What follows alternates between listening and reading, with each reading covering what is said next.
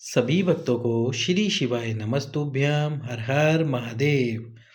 तो आज हम आपको बताने वाले हैं पिपलेश्वर महादेव, जो कि पीपल के वृक्ष के नीचे विराजमान होते हैं।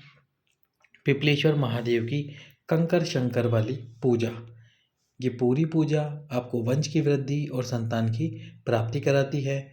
केवल और केवल महाशिवरात्रि के दिन ही ये पूजा की जा सकती है। 12 महीने की शिवरात्रि पर ये पूजा कर तो सकते हैं, पर फल उतना प्राप्त नहीं हो पाएगा। 8 मार्च 2024 जिस दिन महाशिवरात्रि पड़ रही है, इस महाशिवरात्रि के दिन आप ये कंकर शंकर की पूजा, यदि मान लो कोई उपाय ना कर पाओ तो ये कंकर शंकर की पूजा अवश्य करो। अब कुछ लोग बोलेंगे, भैया आप इतने सारे उपाय बता देते हो, हम कौन कौन से उपाय करें? तो मेरा कहने का मतलब ये है, उपाय उन सभी के लिए है जो वो सारे उपाय नहीं कर सकते जो मैंने पहले बताए हैं। जैसे कि कुछ माताएं बहनें बोले कि हमें सफ़ेद आंकड़े की जड़ नहीं मिल पा रही है, तो उनके लिए कोई तो उपाय होना चाहिए ताकि उनकी झोली भर सके। उनके लिए ये उपाय है। कुछ बोले कि हमको पारिजात का पुष्प नहीं मिल पा रहा, तो हम क्या करें? तो उनके लिए कोई तो पूजा हो जिससे उनको उनकी मन की कामना पूर्ण हो। तो इसीलिए मैं आपको वो सारे उपाय बता ही रहा हूँ शिवरात्रि के, ताकि आप ये उपाय करके आपके मन की कामना पूर्ण कर सको। पर उससे पहले एक छोटा सा प्यारा सा कार्य जो आप हमेशा करते हो और करते ही रहोगे, भोलेनाथ के भक्त होकर इस वीडियो को लाइक करने का, वीडियो को शेयर करने का और चैनल को सब्सक्राइब करने का। तो अब देखो पिपलेश्वर महादेव कैसे हैं। ये पिपलेश्वर महादेव की कथा में क्या बताया गया। तो एक ऋषि थे, ऋषि का नाम मुझे भी याद नहीं आ रहा। यदि आपको वो ऋषि का नाम याद आ जाए तो आप अवश्य ही कमेंट बॉक्स में ऋषि का नाम बताएं। तो उन ऋषि ने क्या करा, राक्षसों के संहार के लिए अपने हड्डियों का यानी अपने शरीर का दान दे दिया और उनके हड्डियों से बना एक वज्र, उस वज्र से इंद्र ने राक्षसों का संहार किया। उन ऋषि का नाम मुझे भी याद नहीं आया, आप बताना जरूर वो ऋषि कौन थे। तो उनके हड्डियों से जो वज्र बना उनसे राक्षसों का संहार हुआ। अब जो उनकी धर्मपत्नी थी, वो धर्मपत्नी उस समय गर्भवती थी। अपने पति की मृत्यु पर वह भी स्वयं सती होना चाहती थी, लेकिन महादेव ने उनको रोक दिया। महादेव ने उनको रोकना चाहा पर वो नहीं रुकी और सती होना चाहती थी। तो महादेव ने कहा, ये जो तुम्हारे गर्भ में बच्चा पल रहा है, इसके लिए सती मत हो, यानी कि इसकी आप जान ना लो। पर उन्होंने ऐसा नहीं सुना और अपना गर्भ निकालकर महादेव को दे दिया और स्वयं भी अपने पति के साथ सती हो गई। तो महादेव ने इस गर्भ का क्या करा, पीपल के वृक्ष में एक कोटर में उस गर्भ को रख दिया और कोटर में रखने के बाद उस पीपल के वृक्ष में, उस कोटर में उस बच्चे का पीपल के वृक्ष ने लालन पालन किया और लालन पालन करने के बाद 9 महीने बाद वो पूर्ण गर्भ प्राप्त हुआ पीपल के वृक्ष से। और प्राप्त होने के बाद में इस प्रकार से ये जो महादेव है, जो भी पीपल के वृक्ष के नीचे पाए जाते हैं या फिर जिनका संबंध पीपल से होता है, वो पिपलेश्वर महादेव कहलाते हैं। ये पूजा आपको किस प्रकार से करनी है उसकी जानकारी अब आपको देते हैं। क्या करना है आपको, महाशिवरात्रि वाले दिन या तो सुबह के समय आप जा सकते हो या शाम के समय जा सकते हो, प्रदोष काल में। ज़्यादा अच्छा है कि आप प्रदोष काल में जाओ, जो भी आपके आसपास में पीपल का वृक्ष हो।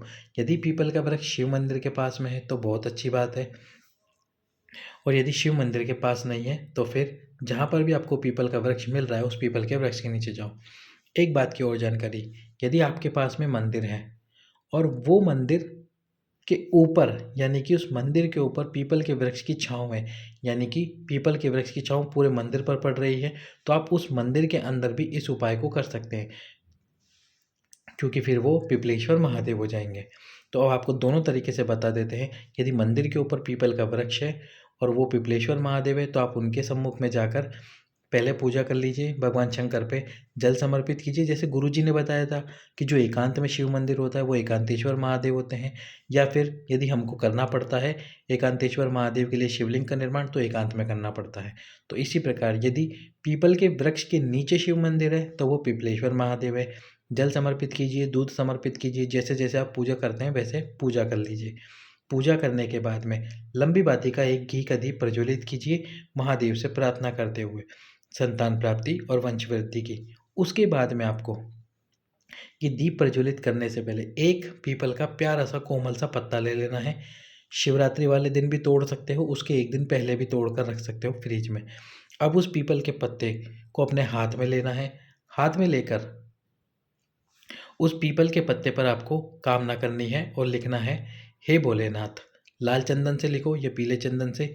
हे भोलेनाथ, मेरी गोद भर दे, मेरी झोली भर दे, संतान की प्राप्ति करा दे, वंश की वृद्धि करा दे। किसके ऊपर? पीपल के पत्ते के ऊपर। लिखने के बाद में इस पीपल के पत्ते को आपको शिव जी पे समर्पित कर देना है। समर्पित करने के बाद दीप प्रज्वलित कर दीजिए। दीप प्रज्वलित करके घर आ जाइए वापस से। अब ये तो हो गया यदि शिव मंदिर है पीपल के वृक्ष के नीचे। यदि शिव मंदिर ना हो तो क्या करना है फिर आपको? फिर आपको पीपल के वृक्ष के नीचे ही एक छोटा सा प्यारा सा कंकर देखना है। जो भी कंकर मिल जाए उस कंकर पे जल डालकर उसको मान लेना है कंकर शंकर। बोले यही कंकर शंकर है, जैसे सीहोर में मिलता है कंकर शंकर, वैसे ये जो कंकर है ये पिपलेश्वर महादेव है, कंकर शंकर है। अब इसकी आपकी पूजा, इसकी जो पूजा करनी है वैसे ही करनी है जैसे आप शिव जी में शिवलिंग की पूजा करते हो शिव मंदिर में। और वही भी एक पीपल का पत्ता जिस पे आपको लिखना है, हे भोलेनाथ मेरी गोद भर, हे भोलेनाथ मेरी झोली भर। लिखने के बाद में मुझे संतान की प्राप्ति करा। इस प्रकार से ये अपनी मनोकामना लिखने के बाद पीपल के पत्ते पर लाल चंदन या पीले चंदन किसी भी चंदन से लिखकर, हे भोलेनाथ मुझे संतान की प्राप्ति करा, वंश की वृद्धि करा। इस प्रकार से कामना लिखकर पीपल का पत्ता वही कंकर शंकर के ऊपर समर्पित कर देना है। कंकर शंकर पे समर्पित करने के बाद में दीप प्रज्वलित कर देना है और दीप प्रज्वलित करके आपको घर आ जाना है। आपको उसके बाद में कुछ नहीं करना कि बोले हमने पूजा कर दी उस कंकर शंकर का, हमको क्या करना है? आपको कुछ नहीं करना, केवल ये पूजा करके आ जानी है आपको। महाशिवरात्रि वाले दिन प्रदोष काल में करके आओगे तो बहुत अच्छी बात रहेगी। महाशिवरात्रि के दिन प्रदोष काल में यदि आप पूजा करते हो तो बाबा अगली शिवरात्रि से पहले आपकी गोद अवश्य ही भरेगा, या फिर अगली शिवरात्रि से पहले आपके संतान के योग अवश्य ही बना देगा।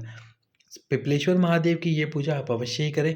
साथ में एक छोटा सा उपाय और करें। अब वो उपाय क्या है? इसके साथ में आपको शिवरात्रि वाले दिन पति और पत्नी दोनों को जाना है शिव मंदिर।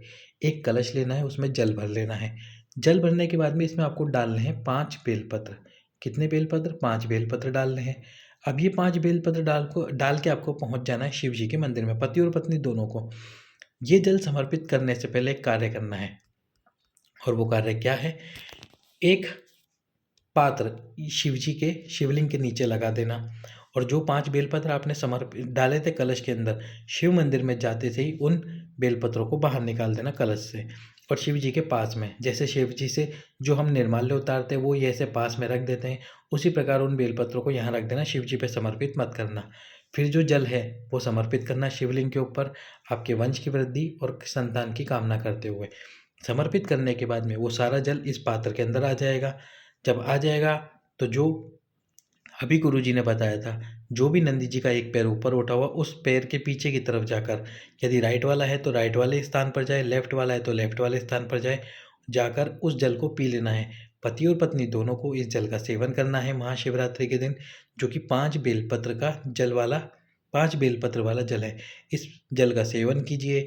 यदि आप ये जल का सेवन करते हैं और ये कंकर शंकर पिपलेश्वर महादेव वाली पूजा करते हैं तो आपको निश्चित रूप से अगली शिवरात्रि से पहले पहले संतान के योग लगेंगे। यदि आपके शरीर में कोई रोग है, कोई दुख है, कोई तकलीफ है, डॉक्टर ने आपको बोल दिया है संतान प्राप्त नहीं हो सकती तुम्हें पूरे जीवन भर, पति और पत्नी दोनों को, तो बाबा वो सारी समस्याओं का समाधान कर देंगे। और उसके बाद आपके पति और पत्नी, जो आप पति पत्नी हो, तो आपके संतान कामना के और वंश वृद्धि के योग अवश्य बनेंगे। तो पिपलेश्वर महादेव की ये पूजा अवश्य ही कीजिए। बाबा आप सभी की झोली भरे। सभी भक्तों को श्री शिवाय नमस्तुभ्याम। हर हर महादेव।